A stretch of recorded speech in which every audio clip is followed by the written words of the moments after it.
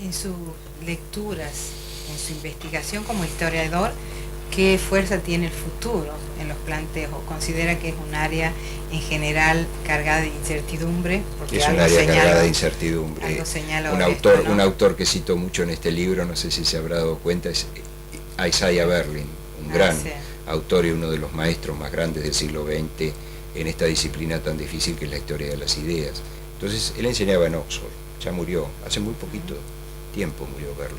Entonces lo fue a ver un especialista en prospectiva, en estudios prospectivos, a pedirle sus opiniones sobre el tema, sobre el futuro, cómo controlar el futuro, cómo diseñar el futuro. Entonces Berlin, en un acto de escepticismo muy evidente, dijo, sí, mire, más que consultarme a mí, vaya a hablar con el capellán del college donde yo enseño, que lo puede ayudar más. Con esto Berlin estaba señalando una cosa que es muy importante. Con el futuro hay que tener mucha cautela y no lanzarse a pronósticos mágicos y a pronósticos que no tienen mucho asidero.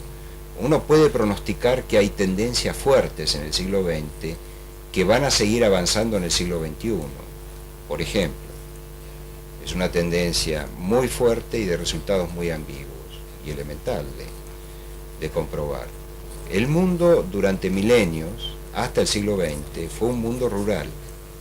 La gente vivía en el campo, con todo lo que eso significaba, de pequeñas comunidades, de pequeñas aldeas, basadas en relaciones cara a cara y en relaciones de carácter tradicional, impregnadas de mitos, religiones y modelos de convivencia que se transmitían de padres a hijos. En el siglo XX eso cambió, el mundo vino a parar a las ciudades dejaron de ser ciudades y hoy se han transformado en megalópolis, que son como confederaciones de ciudades. La Matanza y la ciudad de Buenos Aires, ahí están juntas en un espacio urbano tan próximo, por otro lado. Esa es una tendencia fuerte que yo puedo pronosticar. Puedo pronosticar también que va a aumentar, que va a haber una explosión demográfica en el mundo.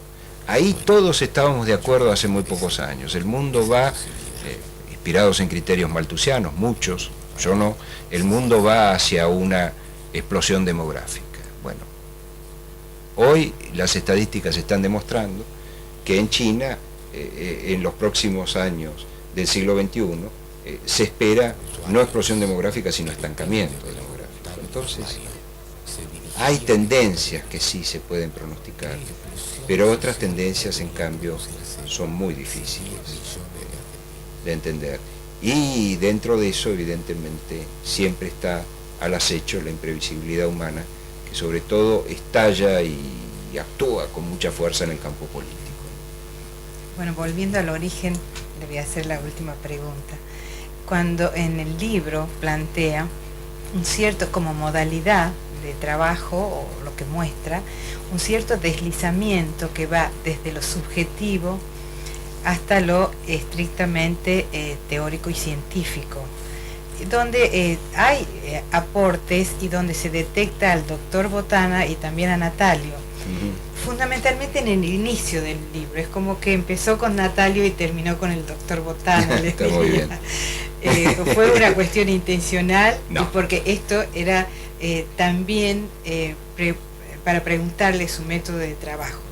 Intencional pensé porque, bueno, por ahí quería incluir vivencias, esto que decía de la memoria, de una forma más fuerte. Sí, eso y sí. Después ganó el científico, digamos, el historiador, el político. Lo que pasa es que está muy marcado el libro por el capítulo primero, ¿no? El capítulo primero, que comienza con una anécdota intrascendente pero cierta, ¿no? Que voy caminando por la ciudad de Barcelona hace un par de años, la ciudad está opulenta, brilla, está espléndida, y en un momento dado, como si se me hubiese velado la vista, en lugar de ver a la Barcelona actual, estaba viendo las viejas fotos de la rebelión anarquista de Barcelona en el año 1937. 1937 es el año en que nací, entonces ahí evidentemente el oleaje del inconsciente, usted lo sabe mejor que yo, representa un papel muy importante. Pero ciertamente yo creo que sí, hay un deslizamiento. Ahora, ese deslizamiento, como usted dice, desde una perspectiva más autobiográfica hacia una perspectiva más científica o más profesional, quizá. Y más social también. Y más social, yo le diría que es un deslizamiento involuntario. El libro, bueno, los libros se van creando así, los libros se van creando así. Yo tenía muy en claro cuál era el montaje inicial del libro, pero luego hubo modificaciones, hubo transformaciones. A veces los textos tienen vida propia. Le preguntaba esto porque también pensando en una posición respecto al modo de producir, porque en momentos dados de la historia, por ejemplo en filosofía, la razón tenía que ser lo dominante, no había lugar para la pasión. Creo que esa posición ha ido cambiando en los que dicen más de la cultura, ¿no? Que producen más en la cultura, donde se ha ido valorizando lo que es también la visión subjetiva. Ya no se habla de objetividad absoluta porque se entiende que no es posible. Claro. Entonces este sello personal puesto en el producto, ¿no? A eso bueno, fíjese lo siguiente. Volvemos a la legitimidad del poder limitado. Una de las ventajas más grandes que tiene haber pensado la legitimidad del poder limitado, ¿cómo se hizo? Es que no se la pensó exclusivamente sobre la razón. No se pensó a la política exclusivamente como un producto de la razón, cosa que por ejemplo hizo Kant, sino que gente como Madison, como el propio Montesquieu, sin duda Tocqueville, pensaron a la política como el recinto de las pasiones. Como el recinto de las pasiones. Eso, si usted practica el psicoanálisis, sabe que es un problema muy complejo. Lo que se entendía por pasión en el siglo XVIII, que era un poco el mundo en tensión con la razón.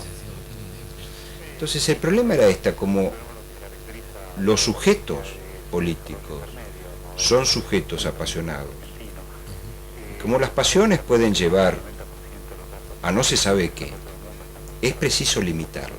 La idea era limitar la pasión, mucho más que la razón, aunque yo creo que eran conscientes como Goya que la razón también engendra monstruos, pero limitar la pasión. El problema, uno de los problemas, ¿qué problema? Tragedias del siglo XX, es que las pasiones se dispararon. En el siglo XX ha habido una pasión revolucionaria. En el siglo XX ha existido la pasión de construir al hombre nuevo a través del ejercicio sistemático de la violencia y del miedo. En el siglo XX ha existido la pasión nacionalista. La pasión nacionalista. ¿Cuánta gente ha muerto en el altar de esas pasiones? Lo primero que se le enseñaba a los chicos, porque las chicas no iban tanto al colegio, pero los chicos, estoy hablando del siglo pasado, sobre todo de principios de este siglo, en las así llamadas educación patriótica, es que había que morir por la patria. ¿Qué es eso? ¿Y quién gobernaba la patria? ¿Y quién llevaba, por razones de prestigio, por razones de interés nacional, por razones de arrogancia en último término, en defensa de una pretendida nación, a esos chicos al matadero? Esta es una incógnita muy grande que tiene muchísimo que ver con las pasiones. Así que ciertamente yo no sé si pongo mucha o poca pasión en mi trabajo, pero ciertamente mi trabajo toma muy en cuenta el rol de las pasiones en la historia. Fíjese qué paradoja. En el siglo XX, al principio, se creyó que el desarrollo científico, tecnológico y hasta económico iba a calmar las pasiones. No las calmó, al contrario, las hizo cada vez más virulentas y mortales. Bueno, seguramente pone en ejercicio la pasión, si no, no tendría todo el producto que tiene. Puede ser, algunos dicen que tengo una prosa fría, otros dicen que tengo una prosa apasionada. Puede ser que la solución esté en el medio de estas dos. O al menos como motor, aunque se muestre más frío. Sí. La libertad y el miedo, porque estos dos términos que suenan como no exactamente opuestos, porque se rechazan. Se rechazan, sí. Podría haber sido el problema de la Bueno, legitimidad, la democracia, claro. como... Bueno, en primer lugar viene el título, es un homenaje tardío a un ensayo de Germán Arciniegas, de principios, no, de mediados de la década del 50, que tuvo mucho éxito en la Argentina. Se llamaba Entre la libertad y el miedo. El libro se llama El siglo de la libertad y el miedo.